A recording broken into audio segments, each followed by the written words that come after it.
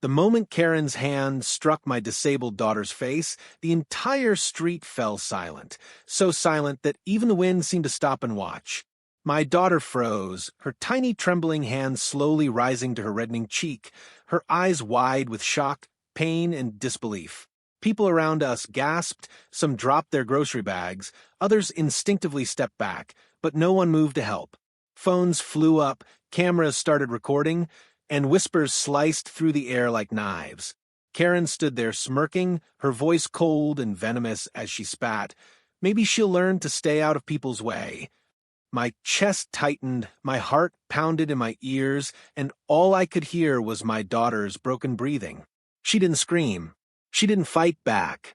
She just looked at me with those defeated eyes, asking silently why the world hated her. And that's when everything changed. Before I begin this heartbreaking story, I want to know which city you're watching from.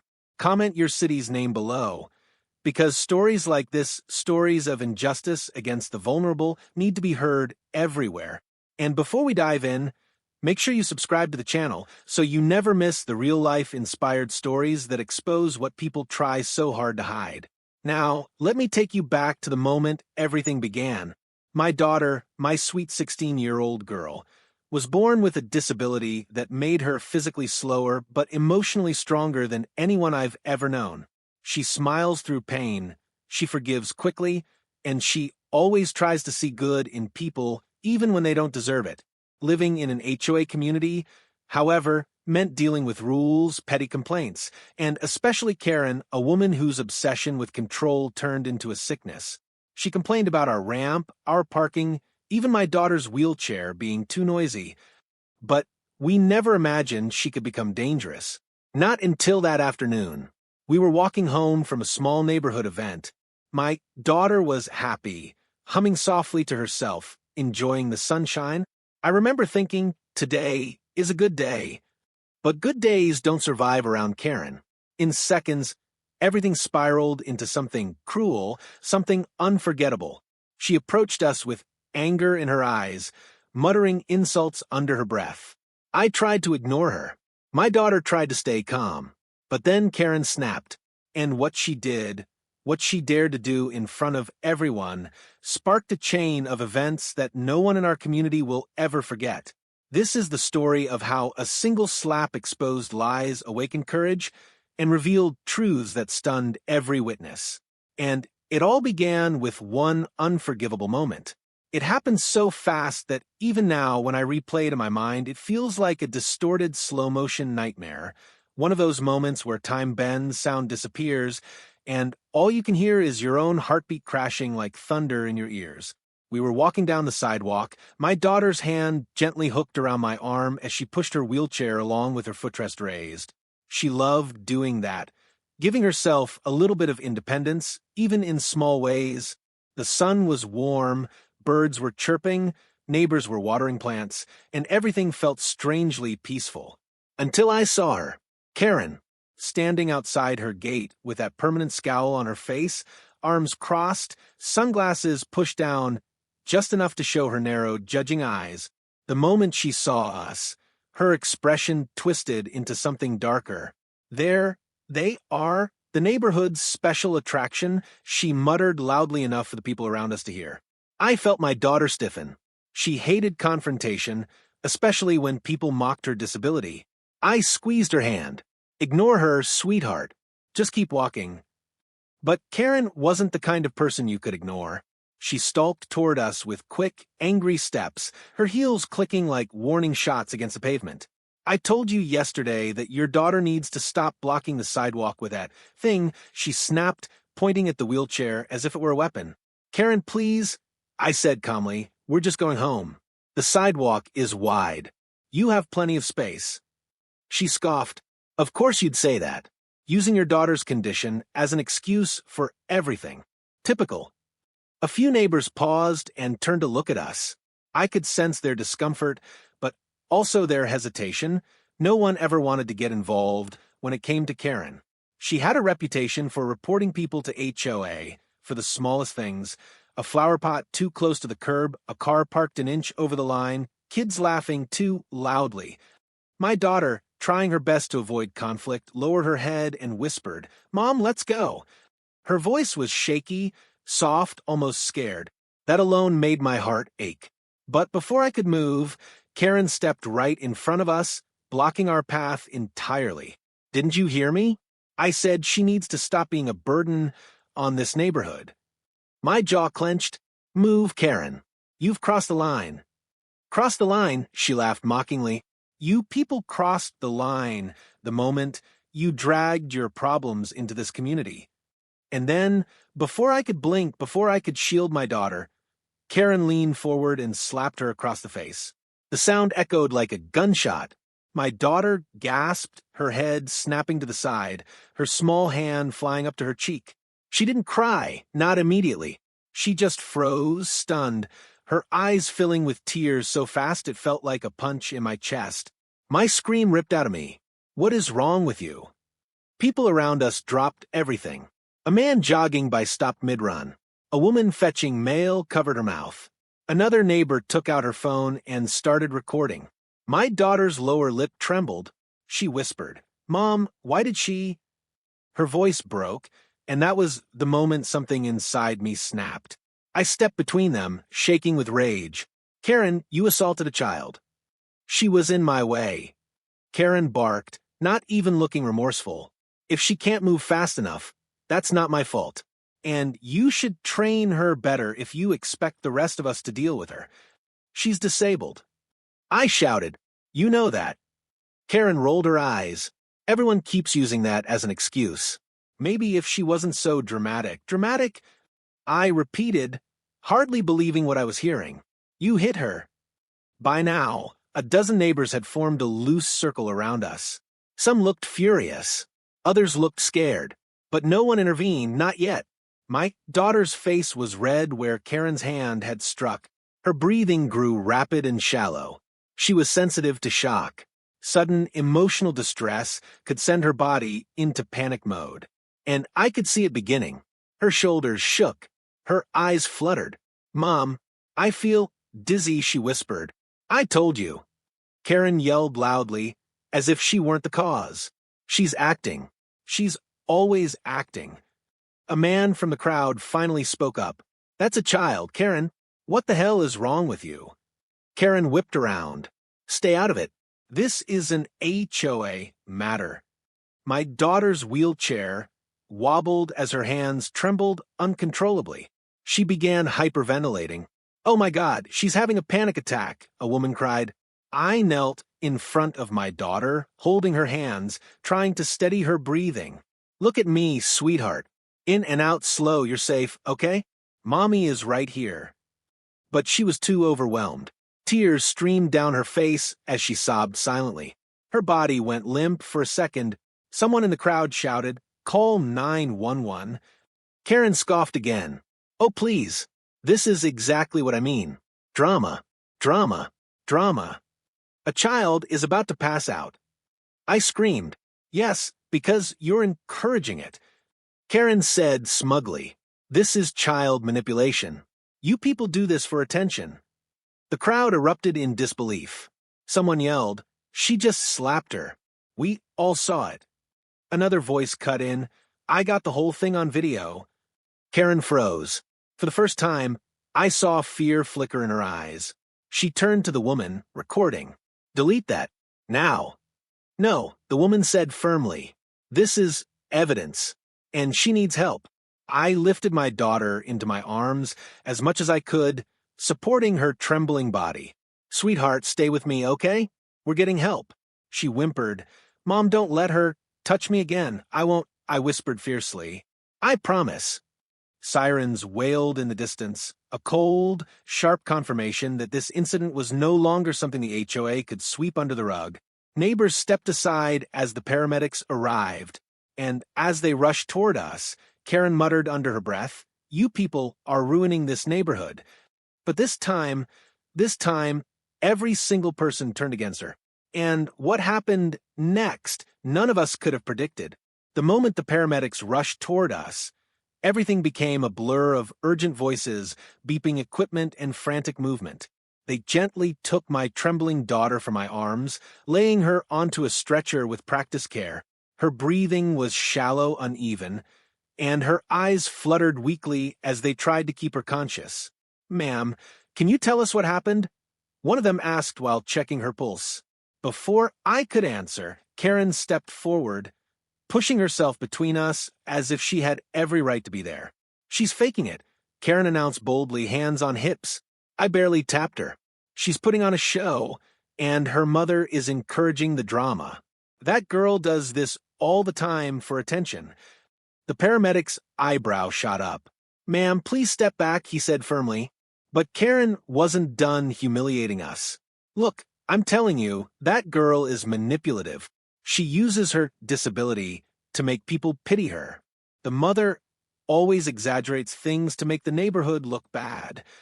My fists clenched so tightly my nails dug into my palms. "You slapped her," I yelled, my voice shaking with fury. "You hit her across the face." Karen smirked. "Prove it." And that's when 3 neighbors raised their phones simultaneously. "We caught everything," one of them said. "Everything." Karen's face drained of color for a split second, but her arrogance quickly returned. "Those videos are taken illegally," she snapped. "You are violating my privacy. Ma'am, you physically assaulted a minor in public," a paramedic cut in sharply. "There is no expectation of privacy in an open neighborhood." Karen opened her mouth again, but this time a police cruiser turned the corner, lights flashing, and she immediately stiffened. "Ma'am," the officer called out as he stepped out of the car, "we received reports of an assault. Who is the aggressor?" A dozen fingers pointed straight at Karen. She actually stumbled back. "You're all exaggerating," she screeched. "This girl was blocking the walkway, being disrespectful, and I simply moved her out of the way." "You slapped her," the officer said, reading the crowd's expressions. "Did you put your hands on the child?" "It wasn't a slap," Karen insisted. "It was a correction." My heart dropped. Correction. As if my daughter was an object that misbehaved.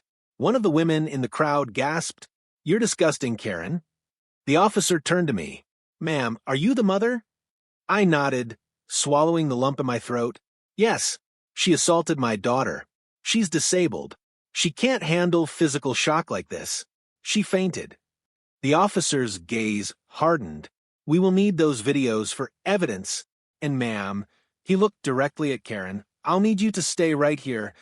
Karen crossed her arms, her mouth twisting into a sour line. "I'll stay because I have nothing to hide."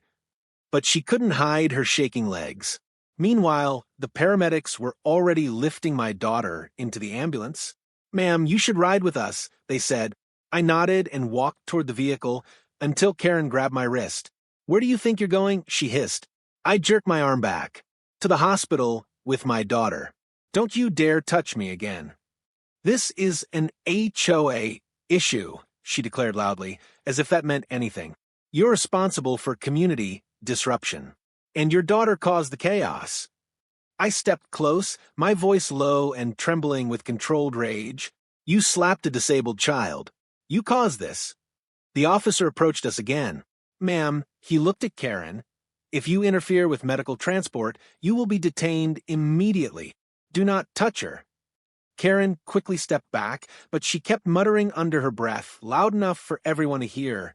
"She's lying, she's manipulating, that kid is pretending, they're ruining everything." I climbed into the ambulance as the doors closed, shutting out Karen's venomous words, but not the damage they'd already done. Inside, I held my daughter's hand, feeling the cold sweat on her skin. Her breathing was still unsteady, and the paramedic pressed an oxygen mask gently over her nose and mouth. "She's going into shock," he explained. "Her heart rate is too high. We need to stabilize her immediately." I nodded, tears slipping down my cheeks. Please help her." "We are," he said warmly. "You did the right thing by calling for help. She's going to be okay, but emotional trauma can trigger severe physical responses for kids with certain conditions that only made my chest ache more. My daughter, who had never hurt anyone, who apologized even when something wasn't her fault, was now lying unconscious because of someone else's cruelty. When we reached the hospital, nurses rushed her into an exam room. I followed closely, answering a flurry of questions about her medical history, her disability, her sensitivity to stress. After what felt like hours, a doctor approached me. "Your daughter is stable," she said with a calm smile, "but she experienced a severe panic-induced shock response. We'll keep her for observation." Relief washed over me so fiercely, I nearly collapsed. "Can I see her?" "Of course." When I walked into her room, she looked so small, so fragile against the hospital bed. Her cheek was still red from the slap, and her eyes were half open, tired and swollen. "Mom," she whispered. "I'm here," I said, sitting beside her. "You're safe. Karen can't hurt you anymore." Her eyes filled with tears. "Why did she hit me?" My voice cracked. "Because she's cruel. But I promise you she won't get away with it." Just then the door opened, and, to my shock, the police officer entered. Behind him stood another officer and Karen. She looked furious, her hair frazzled, her lipstick smudged, her face red with embarrassment. "Ma'am," the officer said, gently, "we need to take your daughter's statement when she's ready." But Karen pushed forward. "I want her charged. She faked this whole thing. She's making the neighborhood look bad." "Karen," the officer snapped, "if you speak out of turn again, you will be escorted out." She folded her arms and glared at my daughter with pure hatred. My daughter whimpered and turned her face away. "Mom, don't let her near me. She won't come near you." I said, "Not ever again." The officer nodded. "Actually, ma'am, Karen is currently being detained for questioning, and based on the videos, we have more than enough grounds for a charge." Karen's mouth fell open. "What?" "Assaulting a minor, endangering a disabled child, interference with medical care, and potentially more once the investigation continues." Karen sputtered, "You can't do this. I am the HOA secretary."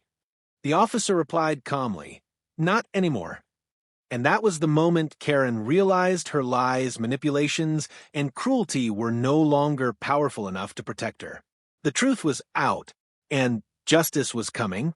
News travels fast in a neighborhood, especially when it involves the one woman everyone secretly feared but never dared to confront. By the time I returned home from the hospital later that evening, the entire community was buzzing with an energy I had never seen before. People who normally avoided eye contact now rushed toward me with worried faces, offering support, food, water, and promises that they had my back. Someone even left a bouquet on my doorstep with a note that read, "Your daughter didn't deserve this. We're standing with you." But the real wildfire didn't start until a neighbor posted the video of Karen slapping my daughter to the community Facebook group. Within minutes, comments began pouring in, hundreds of them. "This is disgusting. She hit a disabled child. Karen has gone too far this time. I witnessed this. She did it on purpose. That poor girl." Some comments came from residents I had never even met, expressing outrage and horror. Others admitted they had previously been victims of Karen's bullying but were too scared to speak out. One woman commented, "She once threatened to fine me because my wind chimes were too cheerful. If she can slap a child, she can do anything." Another wrote, "She tried to get my autistic son banned from the playground because she said he made weird noises. I didn't have proof then, but now it all makes sense." And then someone dropped the bombshell. A neighbor named Miss Thompson, who lived across the street from the scene, uploaded a video from her doorbell camera. The footage was crystal clear. It showed Karen stepping in front of us, yelling, raising her hand, and slapping my daughter with full force. When the video hit the group, it exploded. Hundreds of views turned into thousands. People reposted it to their personal pages, tagging HOA officials, local community groups, and even the police department. The caption read, "HOA secretary assaults disabled child. Demand justice." Suddenly, the community was no longer divided. They were united, furious, and ready to take action.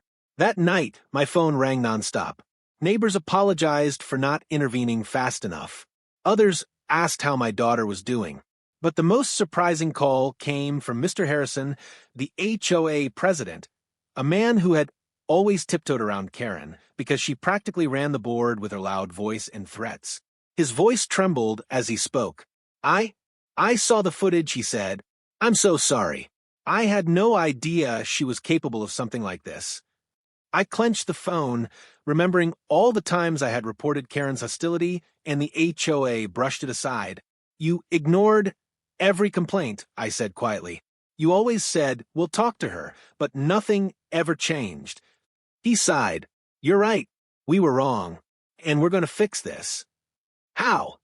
There was a long pause. We're holding an emergency HOA meeting tomorrow morning.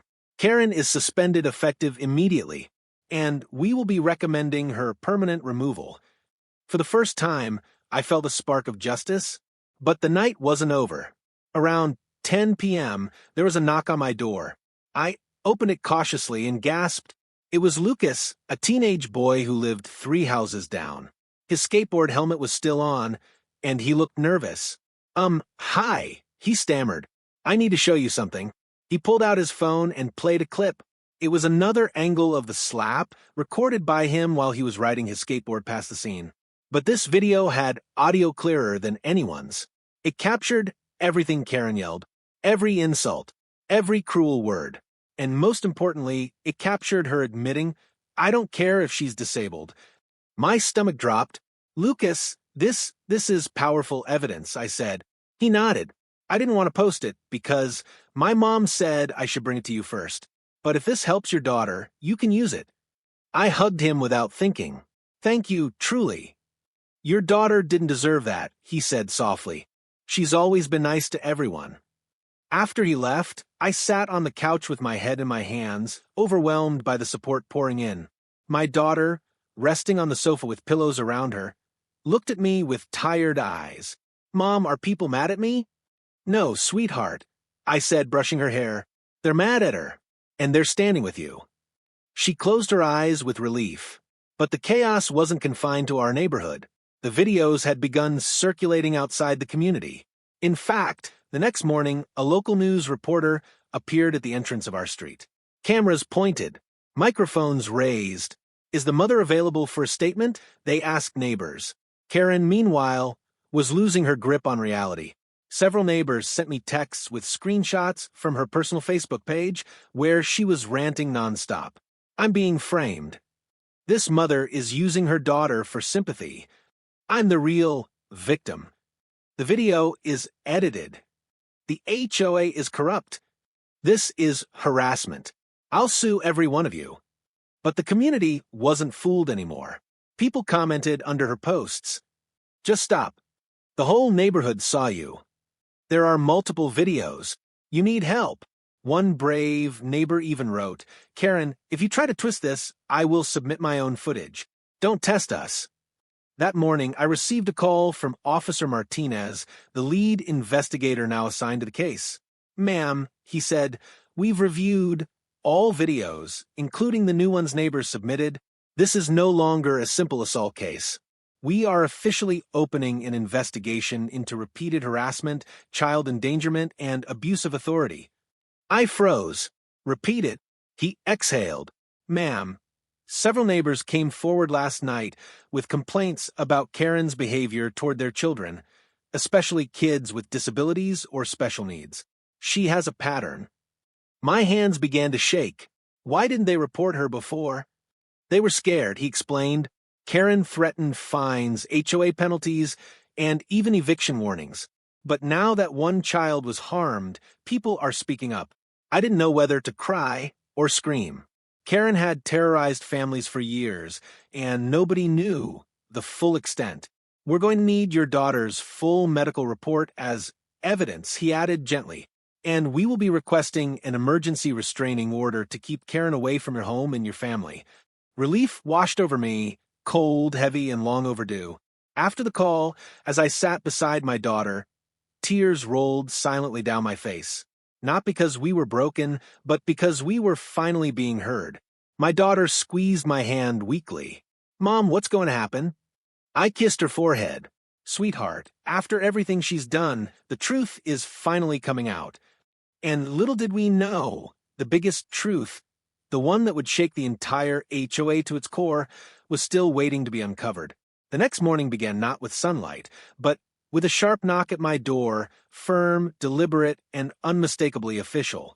When I opened it, 2 police officers stood on the porch, clipboards in hand, body cameras blinking. Behind them, an unmarked car idled at the curb. "Ma'am," Officer Martinez said, "we're here to continue the investigation.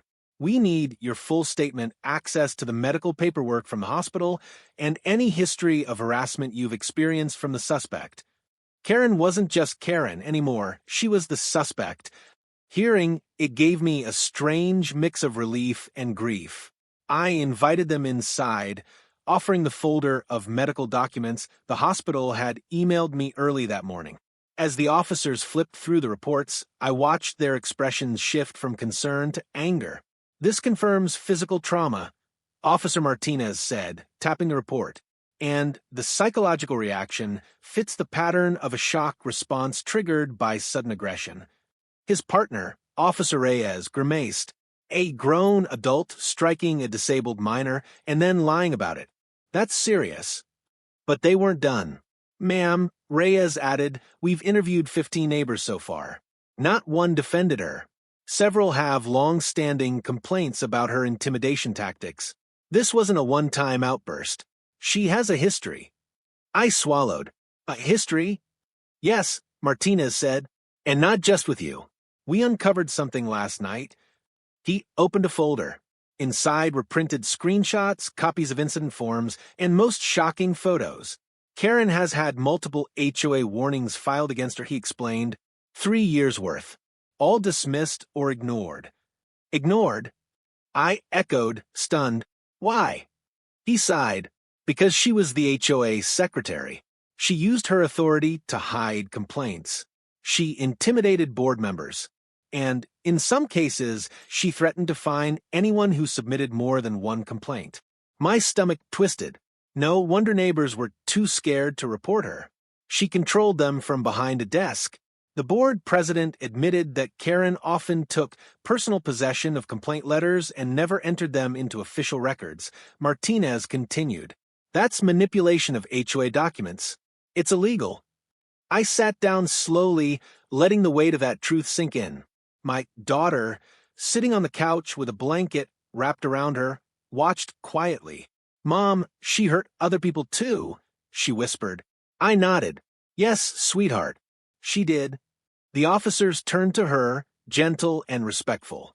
"And we're going to make sure she can't hurt anyone else again," Martinez said. After taking my full statement, they asked to walk the neighborhood with me to identify locations, witnesses, angles of the incident. As we stepped outside, neighbors peeked from windows, stepped out onto porches, and even approached us hesitantly. An elderly man waved me over. "She threw rocks at my grandson last year," he said. "Called him defective because he has ADHD. I never reported it. I was scared she'd raise our HOA fees." A young couple stepped forward. "She tried to get our daughter banned from the pool," the wife said. "Called her a safety hazard because she walks with leg braces." A single father added bitterly, "She said my autistic son was ruining the neighborhood vibe. I'll give a full statement if needed." It didn't stop. Family after family came forward, each with their own painful story of Karen's cruelty. The officers documented everything. "This is bigger than one assault," Martinez said. "This is systematic discrimination." But the real twist came from an unexpected place. As we walked back toward my house, Mr. Harrison, the HOA president, approached us nervously. "I need to speak with you," he said to the officers. "Privately." He looked like a man carrying a heavy secret. The officers nodded. "Let's step inside." Once we were in my living room, with the door closed, Mr. Harrison took a deep breath. "I have something you need to see," he said. He pulled out a USB drive and slid it across the coffee table. "These are internal HOA emails, meeting notes, and complaint records that Karen tried to delete. I recovered them last night." Officer Reyes plugged it into his tablet. As he clicked through the files, his eyes widened. "Holy, there are dozens of deleted entries," he muttered. "Harassment claims, financial discrepancies, unauthorized fines." She fined people without board approval, Harrison admitted, shame in his voice. She forged signatures. She manipulated inspection reports. She even threatened to revoke people's parking permits if they didn't vote her way. Why didn't you stop her? I asked, hurt rising in my chest. He lowered his head. Because she blackmailed us. Silence, heavy and stunned.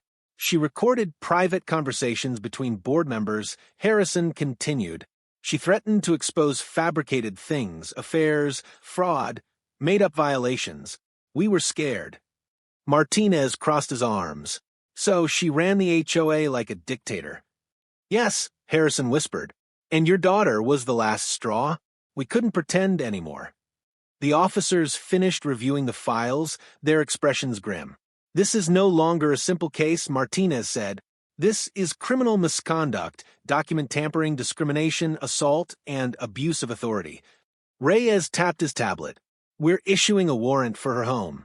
We need her HOA devices, personal computer, and any documents she's hiding. My breath caught. Is she going to jail? Reyes looked at me with calm certainty. Ma'am, after what we just saw, absolutely. Outside, the neighborhood was gathering again. People whispered, exchanged worried glances, offered hugs. My daughter held my arm tightly. Mom, will she come after us? No, I said firmly. Not anymore. The officers headed toward their patrol cars. We'll update you soon, Martinez said. Stay inside for now. Avoid contact with her. But fate had other plans. As the officers pulled away, a loud scream echoed from down the street. Windows flew open. People stepped outside, and there, storming out of her house, was Karen. Her hair wild, eyes blazing, clutching a folder stuffed with papers. This is a setup, she screamed. I know who did this. You, she pointed directly at me. You ruined everything. Neighbors gasped. Children hid behind their parents. My daughter gripped my hand. The unmarked police car screeched to a stop. Officers jumped out.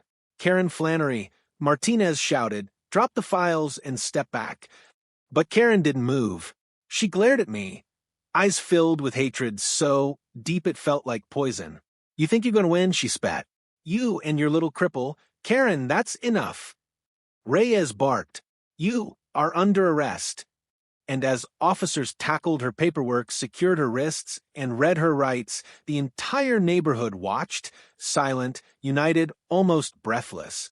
For the first time in years, Karen had no power left, and yet the biggest twist of all was still coming. Something no one in the neighborhood expected. The investigation had cracked open something deeper, something dangerous, and the truth would shake us all. For a moment, as Karen was handcuffed and placed into the back of the police cruiser, it felt like the worst was finally behind us. Neighbors whispered with a strange mixture of relief and disbelief, kids clung to their parents, and the entire street held a collective breath, as if afraid that even blinking might shatter the fragile justice unfolding before us. But sometimes the truth doesn't just break through, it explodes. And that explosion began just a few hours after Karen's arrest. I was sitting with my daughter, helping her rest on the couch, when my phone buzzed. It was Officer Martinez. Ma'am, he said, voice unusually tense. We executed a search warrant at Karen's home. You need to hear what we found. My stomach tightened. What is it? It's bigger than you think, he said. Can you come down to the station? My daughter squeezed my hand. Mom, it's okay, sweetheart, I whispered. I'll be right back. A neighbor volunteered to stay with her, and I drove to the station, heart pounding the entire way. When I walked into the small briefing room, I wasn't prepared for what waited for me on the table. A stack of files nearly 8 inches high, a laptop for USB drives, and a thick binder labeled HOA, internal private. Officer Martinez motioned for me to sit. Ma'am, what we found wasn't just harassment, fraud, or threats. He opened the binder. Karen wasn't acting alone. The room went cold.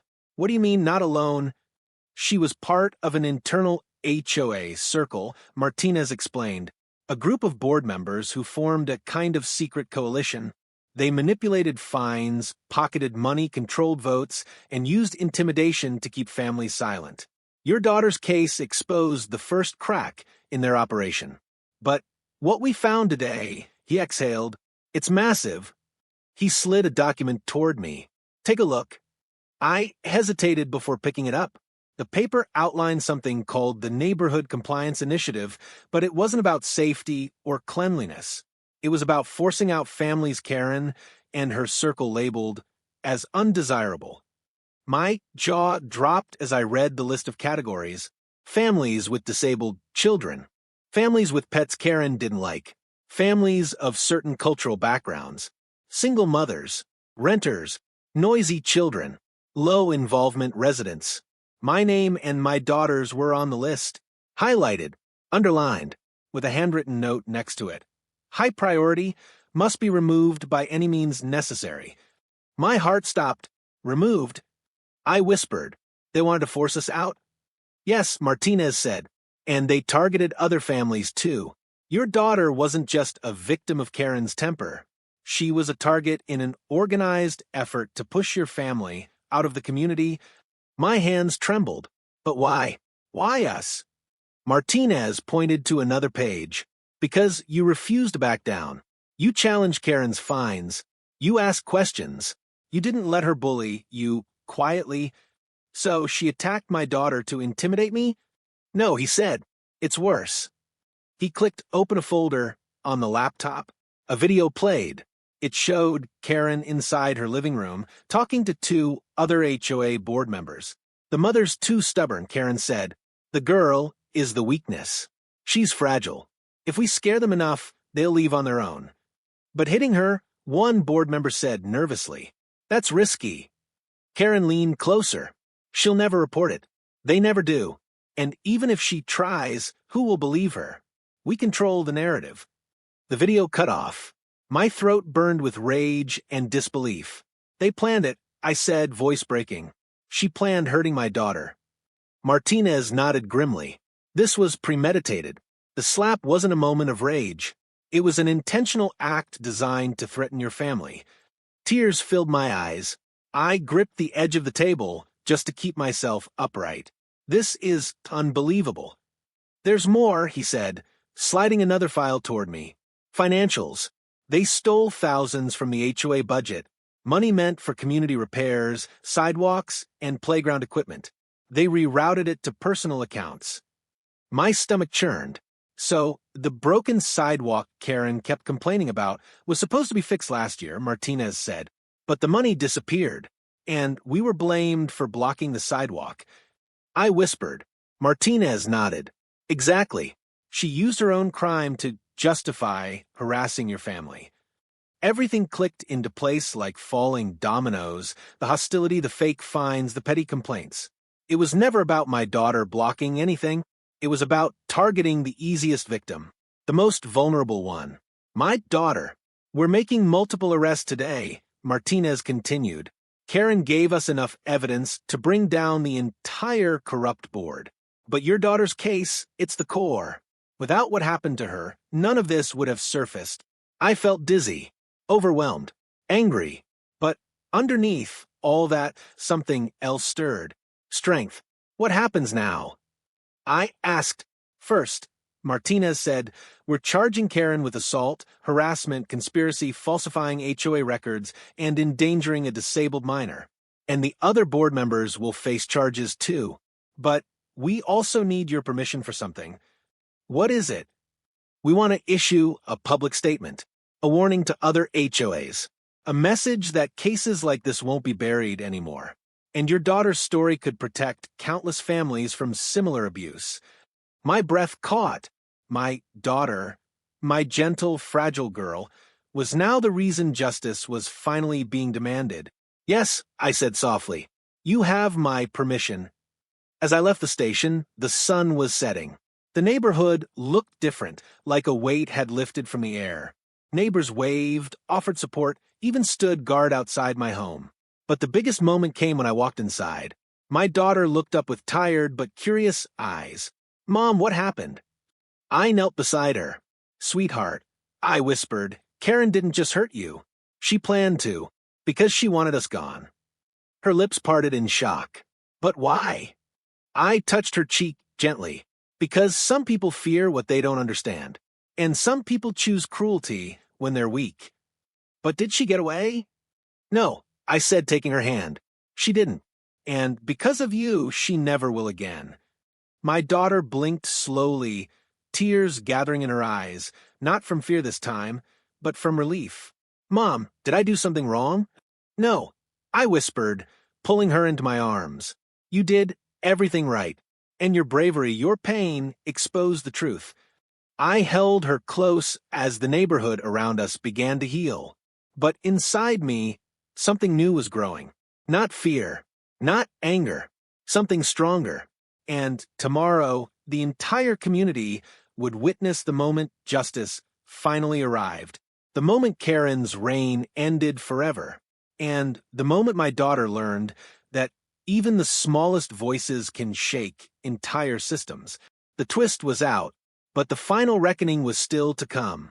The morning after the investigation revealed everything, the neighborhood felt strangely quiet, like the air itself was waiting for closure. The sun had barely risen when I stepped outside to get some fresh air, only to find half the community already gathered in small clusters, whispering about the arrests, the corruption, and the shocking truth that had been buried for years. People who once kept distance from me now waved gently, some with apologetic eyes, others with fierce solidarity. The entire street seemed united in one single purpose: justice. A few hours later, Officer Martinez called. "Ma'am, Karen has officially been charged," he said. "She's facing multiple counts, including conspiracy, assault, harassment, and the targeted intimidation of a disabled minor. She won't be returning to your neighborhood ever again." A deep, long breath escaped my chest, one I didn't even realize I'd been holding. "Thank you," I whispered. "Truly." "There's more," he continued. "The other HOA board members involved in the conspiracy have been taken into custody as well. A special meeting will be held today for a full community restructuring." I felt a tremor run through me. A meeting? Yes, and they want you there. Part of me wanted to refuse. I was exhausted, emotionally drained, and my daughter still needed rest. But another part of me, stronger, braver, knew this was our chance to reclaim our home, our peace, our dignity. So, at noon, with my daughter wrapped in a soft blanket and sitting in her wheelchair, we made our way to the community center. As soon as we entered, the room went silent. Not out of awkwardness, but respect. People stood. They moved aside to clear a path. Some even clapped softly. My daughter looked around, startled. "Mom, why are they looking at us?" "Because," I whispered, bending down beside her, "they finally see the truth. And they're grateful to you for being so strong." We took our seats in the front row. The remaining HOA members, newly appointed interim ones, sat at a long table, paper stacked before them, expression solemn. Mr. Harrison, the former president who had come forward with evidence, stood up first. His voice shook slightly as he spoke. "Neighbors, we failed you. For years, your complaints, fears, and suffering were ignored because of one woman's manipulation and our own cowardice. We allowed a toxic system to form right under our noses, and because of that, a child was harmed." He turned toward my daughter, eyes filled with guilt. "We can never undo what you endured, but we will make sure nothing like this ever happens again." The room murmured in agreement. Then, one by one, neighbors stood to share their experiences. A mother talked about how Karen mocked her autistic son. A man confessed how Karen threatened to fine him for letting his elderly mother stay over. Another woman described years of emotional fear every time she walked past Karen's house. And as each person spoke, something shifted in the room. Pain turned into unity. Fear turned into resolve. When it was my turn, I rose slowly, my daughter gently holding my hand. The room fell completely silent. "I've lived here for years," I began softly. "And for years, I tried to believe this community was a safe place to raise my daughter. But safety isn't the absence of crime, it's the presence of people who care enough to stop it." I glanced around the room. When Karen slapped my daughter, she didn't just harm her physically, she tried to break her spirit. And she tried to break mine. But instead, she exposed the truth. I gestured toward the neighbors. For every family here who suffered quietly, for every child she bullied, for every unfair fine, and every threat she used to intimidate you, all of it is finally being heard. A few people wiped away tears. My daughter looked up at me, her eyes shining. My daughter, I continued, voice trembling with emotion, is the bravest person I know. She shouldn't have had to endure this pain. But because she survived it, this community is finally healing. When I sat back down, my daughter whispered, "Mom, I'm proud of you." I squeezed her hand gently. "I'm proud of you more." After the meeting, the HOA announced immediate changes. A new leadership team, transparency policies, mandatory ethics reviews, and most importantly, protections for families with disabled children. Later that afternoon, Officer Martinez stopped by our home with one last update. Karen had broken down during her interrogation. The moment she learned her secret coalition had turned on her to save themselves, she realized she was alone. Truly alone. She confessed to everything, Martinez said. Not out of guilt, out of desperation. But a confession is a confession. She's facing years in prison. Good, I said quietly. She deserves to lose the power she abused. That evening, as the sun dipped low and cast golden light through our windows, my daughter and I sat outside on the porch. The neighborhood was peaceful, children playing, neighbors chatting comfortably, something I hadn't seen in a long time. My daughter leaned her head on my shoulder. "Mom, do you think people will be kinder now?" I wrapped my arm around her. "I think people learn something important. That silence lets the wrong people stay in power, and that standing together protects everyone." She smiled softly. I hope they never hurt anyone else like that again." I kissed her forehead. "They won't. Not while we're here." As the sky darkened and porch lights flickered on, I realized something profound. The girl, who Karen once tried to intimidate, had become the very reason the entire neighborhood stood up against injustice. Her strength, her innocence, her pain. They had all ignited a change bigger than anything we could have imagined. And, in that moment, I felt something I hadn't felt in weeks. Peace. Real, honest peace. Because justice wasn't just served. It was transformed. It was shared. And it was finally ours. If this story touched your heart, then I want to hear from you.